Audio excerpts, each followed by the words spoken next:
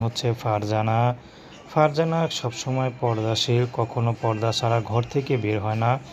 একমাত্র তার মা বাবা ছাড়া তার মুখটা আর কেউ দেখেনি। তো ফারজানার পরিবারে বর্তমানে বাবা নেই, তার মা আছে, ছোট একটা ভাই আছে। তো ফারজানা ঘরে বসেই তার সেলাইয়ের কাজ করে, কাঁথা সেলাই করে। তো দর্জি কাজ করে না, কাঁথা সেলাই করে।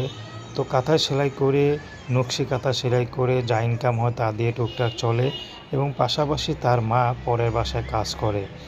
তো অভাবের সংসারে ফারজানাকে যে দেখে সেই পছন্দ করে, কিন্তু কেউ বিয়ে শাদী করতে চাইলে অনেক টাকা যৌতুক চায়। তো সেজন্য তার আর বিয়ে শাদী হচ্ছে না। তো ফারজানা এখন ইউটিউবে এসেছেন, যদি ভালো একজন মানুষ পায়, সেই মানুষটি যেমনই হোক, হোক বিবাহিত, সমস্যা নেই। যদি তাকে পর্দা করায় তাহলে ফারজানা তাকে বিয়ে শাদী করতে রাজি আছে।